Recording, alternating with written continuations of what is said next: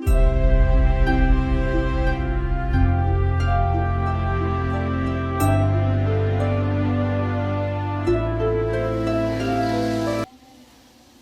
सुरुवातीला आपण जो शेणखत टाकवतो ते पाणी काय सोडायचंय?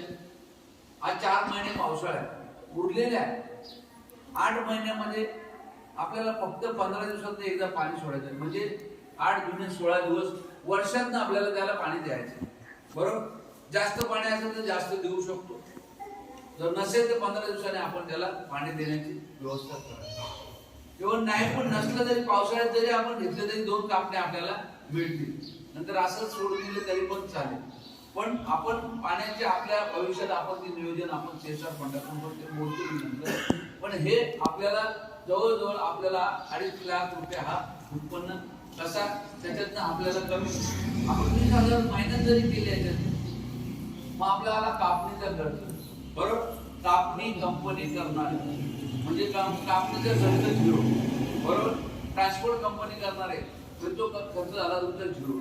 फक्त आपल्याला एक 10-21,000 खर्च वजा करता आपल्याला राहिलेला हा निव्वळ नफा राहणार आहे. 1,80,000 किंवा 2,30,000 पर्यंत हा आपला एकरी मागे निव्वळ नफा राहणार.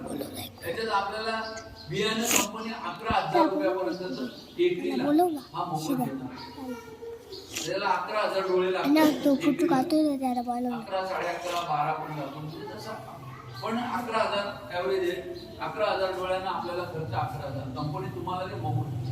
बरोबर? ते दिल्यानंतर तुमच्याकडून पडतावा घेते का नंतर तुमचे पैसे द्यायचं नाही, हे तुम्हाला प्युअर मोफत असणार.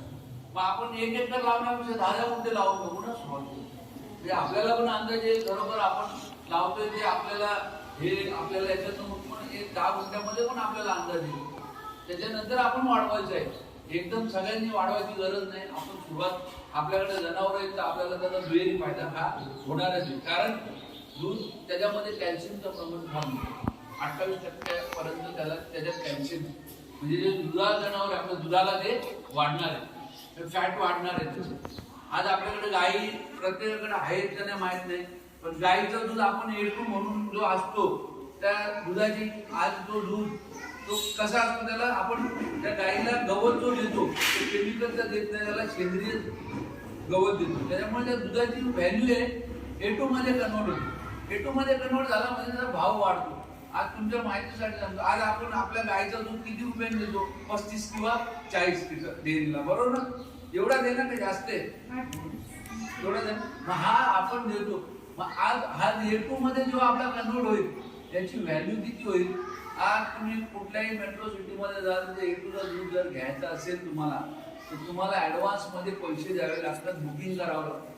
त्याची किंमत आहे 150 ते 40 रुपये लिटर. आपला ऑटोमॅटिकली तो गवताच्या माध्यमातून जे आपण खुराक देणार आहे जनावरांना त्याच्या माध्यमातून तो दूध आपला कन्वर्ट होईल A2 मध्ये.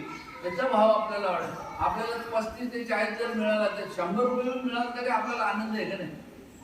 अशा पद्धतीने ह्या हळूहळू आपल्या जसं सेंद्रियकरण होत जाईल शेतीमध्ये तसं तसं आपल्याला आपल्या प्रत्येक गोष्टीची व्हॅल्यू वाढणार आहे. आज आपल्याकडे ऑर्गॅनिक मॅन बसलेले आज त्यांच्या मोरंबी गावचे पूर्ण नाशिक जिल्ह्यामध्ये त्यांचं पूर्ण महाराष्ट्रभर ते काम करतात. आज त्यांचं काम बघितल्यानंतर आपल्याला खरंच आनंद होतो. आज 20 वर्षापासून ते करतात पण त्यांना प्रतिसाद मिळत नाही. बरोबर ना? आपल्याला कसं फार काम पाहिजे एकदम फटाफट. बरोबर? पण आज आपण एक जर विचार केला एक आपण टोमॅटोचं उदाहरण घेऊ. टोमॅटो जर लावला आपण आणि त्याला जर 5-6 दिवसाने तो मार्केटला येणार आहे, आपल्याकडे असे काही औषध आहेत आज मारले का ते उद्या मार्केटला आणू शकतो. म्हणजे तो विष डायरेक्ट आपण त्या कस्टमरच्या ताटात किंवा आपल्या गिरायकांच्या ताटात वाढतो. मग आपण असा कधी विचार करतोय का आपल्यासाठी स्वतः सेंद्रिय शेती करतोय का आपण? नाही. म्हणजे इनडायरेक्टली आपण तेच खातोय म्हणजे आपल्या ताटात पण विष येतोय. पण हा विचार आपण करत नाही किंवा आपल्याला ते करण्याची गरज वाटली नाही. पण आज आपली ही जी रचना आहे आपली मार्केटची ही फार डेंजर. कारण त्यांना असं वाटतंय की शेतकऱ्याने आयुष्यभर मळकटलेल्या कपड्यातच राहावं, त्यांनी कधी व्यापारी व्हावं नाही. लक्षात घ्या. कारण त्याला कळायला लागलं तो माल येईल का त्याला नाही. तुम्ही आतापर्यंत मार्केटमध्ये जाता, कधी बघितलंय का एखादा शेतकरी फार मोठा व्यापारी झाला? एक एक टोकरी घेऊन बसणारा दलाल आज तर मोठा मोठा व्यापारी प्रत्येकाच्या डोळ्यासमोर झालेला बघितला असेल तुम्ही. पण शेतकरी कधी व्यापारी झालेला बघितलाय का? ही वस्तुस्थिती मार्केटची तुम्ही बघितलेली, बरोबर नाही? आज आपल्याला हे फार मोठं भाग्य आहे आपलं का आपण महाराष्ट्रात जन्माला आलोय, संत भूमीमध्ये जन्माला आलोय. आणि आपलं भाग्य एवढे आपण भारत देशामध्ये जन्माला, महाराष्ट्रात जन्माला. आणि आज वारीला बघा, आज प्रत्येक जाती धर्माचे सगळे एकत्र जातात, एकत्र जेवतात. आहे ना कुठं भांडण तंटा किंवा काय आहे का? आज बाहेर बघतो आपण, आज परिस्थिती कशी आहे, आज एकमेकाला खायला उठलेत लोक, बरोबर नाही? हे आज आपल्याला ही एक फार मोठी परंपरा आहे ना. आपण म्हणजे नरम जातीचं ते गवत आहे, ते म्हणजे जनावर एवढं जाड जरी झालं तरी तो खातो, त्याला तुम्हाला कुट्टी करायची पण गरज नाही, एवढ्या चांगल्या ताकदीचा तो गवत आहे. हा गवत आपण शेतकऱ्यांना लावायला देणार. हा गवत तुम्ही एकदाच लावायचं, एकदा लावल्यानंतर तुम्हाला 6 ते 12 वर्ष त्याला लावायची गरज नाही. पहिली कापणी त्याची 3 महिन्याने, दुसरी कापणी त्याची 50 ते 60 दिवसांनी, म्हणजे 2.5 महिने जरी पकडलं त्याचं, म्हणजे वार्षिक अशा आपल्या 5 ते 6 कापण्या होतात. आपण 4 किंवा 5च कापण्या पकडल्या तरी आपल्याला त्याच्यातनं हा उत्पन्न चांगला. आणि याचा एकरीचा रेशो सांगितला मी तुम्हाला, 250. आज एका कापणीला आपल्याला 50 टनापर्यंत माल मिळतो. आपल्या इकडचं एव्हरेज. आज आम्ही पंढरपूर आहे, सोलापूर पंढरपूरवरून आम्ही, म्हणजे पंढरपूर मधला मोहोळ तालुका आहे सोलापूर मध्ये, तिथनं बियाणं मागवलंय. तिथलं एव्हरेज जास्त आहे, पंढरपूरचं जास्त आहे. एकरी केमिकलच खाते सध्या, कारण प्रत्येक शेतकरी केमिकल पिकवतो. आणि तुमच्या माहितीसाठी आता बाहेर जाणारा जगाच्या बाहेर आपला जो एक्सपोर्ट होतो शेतमाल, त्या शेतमालाला बऱ्याच देशांनी आता रिफ्यूज केलेला आहे. तर आपल्या त्या भाजीपाल्यांमध्ये असो, फळभाज्यांमध्ये असो, धान्यामध्ये असो, हे केमिकलचं प्रमाण हे जास्त आढळलेले.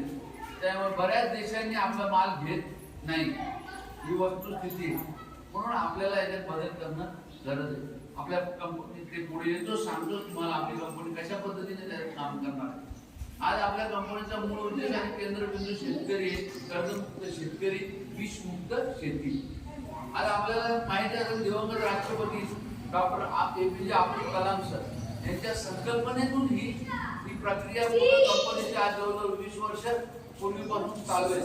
आज ह्या कंपनीचे सर्वेसर्वा डॉक्टर श्याम शिवाजी घोलप सर, ते डॉक्टर असून आज मुंबई सारख्या ठिकाणी ऍडिशनल डेप्युटी कलेक्टर आहे.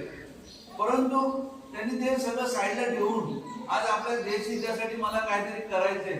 हे आज 21 वर्षापूर्वी हे आपल्या कलाम सरांच्या संपर्कात जेव्हा आले, तेव्हा त्यांनी आपल्या देशासाठी आपल्याला काहीतरी करणं आहे ह्या प्रेरणेत ते आज त्यांच्या पावलावर पाऊल ठेवून हे पुढे चाललेले आहेत. आणि आज त्यांनी जवळजवळ 46 वर्ष झाले तरी आज त्यांचं काम हे चालू आहे. तुम्ही विचार करा, एखादा डेप्युटी कलेक्टर माणूस मुंबई सारख्या ठिकाणी, अशा माणसाला शेतकऱ्यांसाठी काय विषय मला आपण साधा गणित आहे. पण ह्या माणसाने जवळ आपल्या आयुष्यासाठी ह्या गोष्टीसाठी 21 वर्ष लागली. का तर शेतकरी जगला तर देश जगेल. आणि संकल्पना अशी होती कलाम सरांची, बायोमास टू बायोसेनची, म्हणजे आपल्या शेतातल्या कचऱ्यापासून किंवा शेतातल्या गवतापासून भारताला इंधन निर्मिती करून भारताला जगामध्ये इंधनामध्ये स्वयंपूर्ण करणं हे त्यांचं ध्येय होतं. हे आज आपल्या कंपनी एमसीएल पुढे घेऊन चाललेले आहेत. 2030 पर्यंत एमसीएलच्या माध्यमातून भारताला इंधनामध्ये स्वयंपूर्ण करण्याची क्षमता आपल्या कंपनीने दाखवलेली आणि ते करणार. कारण आपला टार्गेट 2030 पर्यंत विषमुक्त भारत, विषमुक्त शेती आणि इंधनामध्ये स्वयंपूर्ण भारताला आपल्याला करायचंय. तर त्याच्यावर पूर्ण काम करायचं. आज आपल्या भारतामध्ये जवळजवळ 800 तालुक्यांमध्ये कंपनीचं काम सुरू आहे. आज भारतात 5,564 तालुके, त्या प्रत्येक तालुक्यात आपलं काम सुरू होणार आहे. आता सध्या 800 तालुक्यांमध्ये काम सुरू आहे. आणि इगतपुरी तालुक्यामध्ये आम्ही काम करतोय. आज जवळजवळ 80 गावांपर्यंत आपण पोहोचलेलो आहे. प्रत्येक गावात अशा ग्रामसभा घेऊन त्याच्यामध्ये शेतकऱ्यांना मार्गदर्शन करून शेतकऱ्यांनी जास्तीत जास्त सभासद का व्हायचे आणि कशासाठी व्हायचे, त्याचे फायदे काय हे तुम्हाला आता बऱ्यापैकी गव्हाणे आज आपले गव्हाणे सर आपल्या कांचनगावमध्ये काम करतात. त्यांच्या गावातून जवळजवळ 700च्या वर त्यांनी सभासद नोंदणी केलेली आहे. आणि अशा पद्धतीने प्रत्येक गावाला वाघेरेचे आहेत आपल्याकडे, त्या वाघेरेवाल्यांनी पण जवळजवळ 400 ते 500 पर्यंत आज त्यांचे सभासद झालेले. अशा पद्धतीने आपल्या तालुक्यामध्ये काम सुरू आहे. आपलं कंपनीचं ऑफिस घोटीला आहे, ग्रामीण रुग्णालयाच्या शेजारी. जरी कोणी आपण आला तिथं पण आपण चर्चा करू शकतो. काही आपल्याला शंका असल्या इथं विचारल्यानंतर आपण मीटिंग झाल्यावर तो विचारू. परंतु आज आपल्या कंपनीचं मूळ पीक काय असणार आहे म्हणजे उत्पन्न, मेन उत्पन्न आपला सीएनजी गॅस असणार आणि घरगुती गॅस आणि अजून एक सेंद्रिय खतं ही मोठ्या प्रमाणात आपल्याकडे अवेलेबल होणार आहे. आणि केंद्रबिंदू हा शेतकरी. आज आपल्याला आज लक्षात आलं असेल, शेतकरी जगला तर देश जगेल, देश जगला तर जग जगेल. आणि आपण कशात बोलतो, भारत हा कृषीप्रधान देश आहे. हा कृषीप्रधान देश जर आहे तर मग आज कृषी क्षेत्रात आपण मागे का? त्याच्यामुळे आपण केमिकल शेती मोठ्या प्रमाणात करतोय, त्यामुळे आपल्याला त्रास पण होतोय. त्याच्यामुळे होणारा जो कॅन्सर आहे हा फार भयंकर आहे भविष्यात. म्हणजे कुठेतरी मार्केटमध्ये आपले लोक उतरत नाही, पण जर ह्या शेअर्सला जर आपण पैसे लावले तर आपल्याला त्याचा पण फायदा होईल. जर नसेल पैशाची गॅरंटी वाटत तर 110 रुपये कमीत कमी भरा. मी शेतकरी नात्याने बोलतोय, कारण मी कांचनगावचं आहे. माझ्या गावात लोक 2,000-5,000 रुपये भरून सभासद झाले. तर तुम्ही कमीत कमी 110 रुपये भरून प्रत्येक घरात 4-5 माणसं, 10-20 माणसं सभासद व्हा. कारण आपल्याला पूर्ण कंपनीच्या खूप काही साऱ्या गोष्टी महिलांना पण भेटणार आहे आणि युवकांना पण आणि शेतकरी लोकांना पण, बिगर जमिनीवाल्या लोकांना पण शेती पाहिजेच आहे असं काही नाही. तर त्याच्यासाठी मी 110 रुपये एका माणसाला. आता 110 रुपये म्हटलं, इथून नाशिकला गेले का गोटीला आले तर 200-250 रुपये आपले भाड्यावरही खर्च होत आहे, चहा पाण्यावरही जात आहे. मग आपण जर इथं 110 भरले तर आपल्याला आयुष्यभर जर या वस्तू डिस्काउंट मध्ये भेटणार आहे आणि आपला माल कंपनी हमी घेते की तुमचा माल पण आम्ही तुमच्या गावात येऊन घेणार आहे, का नको सभासद व्हायला, बरोबर की नाही? मग आपण प्रत्येक माणसाने सभासद होणं गरजेचं आहे. आता त्याच्यात पण 100 रुपये फक्त सभासद फी कंपनी घेते, 100 रुपये. तुम्ही जास्त दिले तरी घेणार नाही, कमी दिलं तरी घेणार नाही. आणि 10 रुपये ते कशाचे, ते आपण जे शेअर्स म्हणतो, जे आतापर्यंत सोसायटीचे शेअर्स काढले असतात, शेअर्स जो आहे तो वाढत जाणार आहे, कमी होणार नाही. म्हणून आपल्याला आता नाव नोंदणी केली, सभासद नोंदणी दिली, ज्या गावामध्ये इतके सभासद झाले. मग काही ठिकाणी कामाला या सभासद लागतील, प्रत्येकाला घरी गॅस मिळाला, सभासद त्याला गॅस कमी दरामध्ये मिळेल, खत कमी दरामध्ये मिळेल, साहेबांनी सांगितलं असेल, त्याला बियाणं मोफतमध्ये मिळेल. तुम्ही सभासद असले तर तुम्हाला हे मिळेल. एखादा म्हणजे की आता आमचे सभासद पूर्ण झाले, एखादा म्हणजे की आता आम्हाला गॅस द्यायचं चालणार नाही. म्हणून सभासद नोंदणी होणं गरजेची गोष्ट आहे. त्याच्याकरता काही इथं वर्गाने वगैरे नाही का इथून पैसे जमा होईल, आपले 100 रुपयाला 10 रुपयाला गेली कंपनी एवढी पट्ट्यावरती रुपयाची कंपनी झाला, असं काही विषय नाही. पण आपल्याला तो अधिकार राहणार आहे. नवीन कंपनीचा सभासद आहे, मला गॅस म्हणजे कामा वगैरे सवलत मिळत, म्हणजे आपल्याला गॅस आणायला गेलं तर सवलत मिळत, खत घ्यायला गेलं सवलत मिळत, औषध घ्यायला सवलत मिळत, बियाणे घ्यायला सवलत मिळत. याच्याकरता मी सभासद असणं गरजेचं आहे. त्याची सभासद नोंदणी आता आपल्याला करायची सर्वांनी करून द्यायची. ज्या कंपनीचा फॉर्म येईल तो फॉर्म भरायचा, त्याची आपल्याला त्या पूर्वची पावती फिट झाली की त्याची आपल्याला पोच पावती मिळेल. आपले 100 रुपये आणि आपल्याला मोबाईलवर मेसेज येईल. त्याच्याकरता आधार कार्ड, पॅन कार्ड याचा आपल्याला त्याची झेरॉक्स आपण द्यायची, आपल्याकडे संघर्ष स्वतः द्यायची, त्याच्याकरता आपण गवत लावू शकतो, तर तो आपल्याला द्यायचं आहे. आणि असंच दिवस आपल्याला सभासद नोंदणी करून घ्यायची. ज्या वेळेस सभासद नोंदणी झाली आणि कंपनीचं तिकडं बियाणं तयार झालं, मग ते बियाणं आपल्याकडे येईल आणि ते बियाणं पण सगळ्यांना मिळेल. आणि सेंद्रिय आता मला काही सांगायची वेगवेगळं येणार नाही, कारण आतापर्यंत सांगितलं की सेंद्रियचं लोक काय ऐकायला तयार नाही. आता कंपनीच्या माध्यमातून तुम्हाला ऐकायची गरज येणार नाही, त्यात खतच सेंद्रिय येणार नाही. तुम्ही केमिकलचं मागितलं तरी ते मिळणार नाही. इथून पुढे सरकार सुद्धा आता काय करणार आहे, ही जे रासायनिक खते याच्यावरची सबसिडी कॅन्सल करून टाकणार आहे.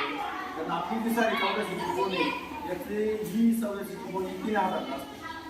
3000च्या पैकी 1400 1450 सबसिडी आपल्याला आणि 1450 आपल्याला पडते. म्हणजे तिची मिळून किंमत ही 3000 आहे त्या 50 किलोची. पण अर्धी सबसिडी शासन करणार. शासन काय करणार आहे, सेंद्रिय शेती सेंद्रिय खताला सबसिडी देणार मिळणार आहे. आणि रासायनिक खताची सबसिडी तुम्हाला कोणती शेती करायची तर तुम्हाला थांबायची गरज नाही राहणार.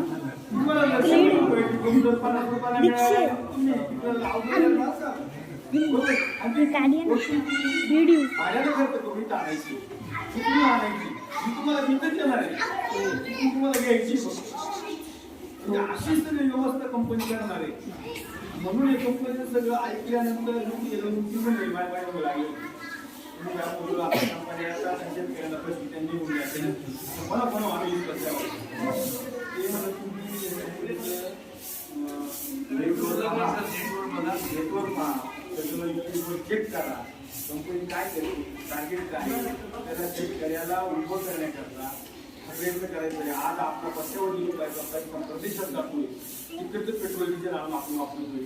जर आपल्याच गवतापासून गवत म्हणजे काय धार्मिक गोष्ट आहे का आपल्या दृष्टीने कचराच आहे आणि काय झालं आपल्या दृष्टीने कचरा आहे. त्या कचऱ्यापासून आपल्या देशात गॅस निर्माण कच्चा माल जर आपल्या शेतात आपण फार मोठं काम करतो.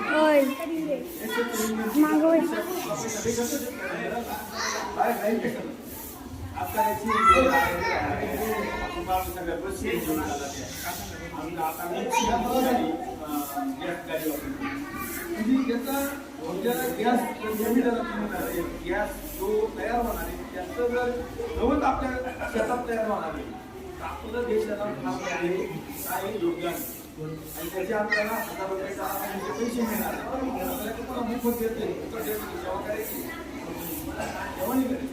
त्याचे पैसे आपल्याला जागेवर मिळणार आहे, आपली होणार आहे.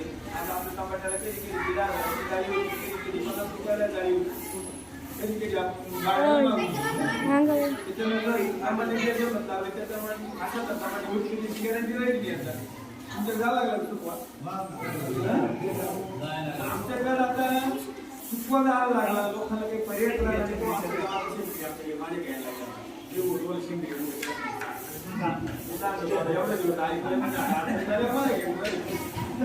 आता मला पैसे फुकट सांगतो तो ऐकतो आता याकडे गेला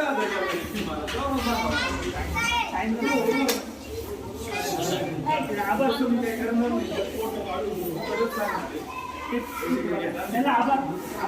पण 2 मिनिटं फोटो घ्यायचा 2 मिनिटं थांबा आभार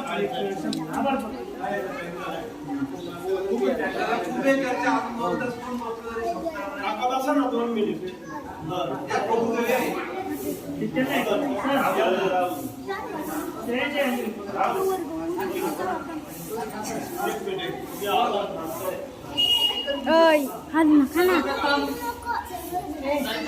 आत्ताची परिस्थिती बघितली तर गुंठा जमीन विकून काल गोफ आली होती गळ्यात. गुंठा जमीन विकून काल गोफ आली होती गळ्यात. पण एक प्लेट मातीचा आणि माणुसकीचा वास उगयला. उद्या रक्तेल डोळ्यात, उद्या रक्तेल डोळ्यात. छत्रपती शिवाजी महाराजांच्या काळामध्ये छोटासा देश नेदरलँड हा आपल्या भारतामध्ये शेती कशी करायची हे शिकण्यासाठी आला होता. आणि जर का आजची परिस्थिती बघितली तर नेदरलँड बरोबरी आपण जर का नेदरलँडची बरोबरी करण्याचं ठरवलं तर आपल्या भारत देशाला 100 वर्ष लागतील. का बरं? कारण की नेदरलँड सारख्या छोट्या देशाने आधुनिक पद्धतीची शेती करायला सुरुवात केली. तर आपला भारत देश ज्या काळामध्ये शिवाजी महाराजांच्या काळामध्ये सोन्याची चिडिया म्हणून प्रसिद्धी होता तर आता आपल्या देशाला काय झालं तर मी खऱ्या अर्थाने या कंपनीच्या सर्व टीमला मी त्यांचं खूप आभार व्यक्त करतो कारण की आमच्या मोडाळे आदर्श गावाचं स्वप्न गोरभाऊच्या मार्गदर्शनाने आमच्या गावाचा विकास तर होतोच आहे, पण आपल्या शेतकऱ्यांचा विकास कशा पद्धतीने होईल याचं मार्गदर्शन आम्हाला केलं. त्याबद्दल सर्व गावकऱ्यांच्या वतीनं आमच्या ग्रामपंचायतचे सदस्य, उपसरपंच, आमचे गावचे पोलीस पाटील, चेअरमन साहेब, सर्व ज्येष्ठ मंडळी, सर्व शिक्षक यांच्या वतीने मी तुमचं सर्वांचा आभार व्यक्त करतो आणि तुम्हाला आमच्या गावातनं सर्वजण भरपूर प्रतिसाद देतील, कारण की आजच्या परिस्थिती शेतीची बघितली दयनीय अवस्था आहे आणि जर का अशा पद्धतीने काहीतरी तुम्ही आम्हाला मार्गदर्शन केलं तर नक्कीच आमच्या भागामधनं तुम्हाला खूप साऱ्या गोष्टींना आम्ही मिळू शकतो. एवढं सांगून मी माझे दोन शब्द संपवतो. जय हिंद. हो आणि जास्तीत जास्त सभासद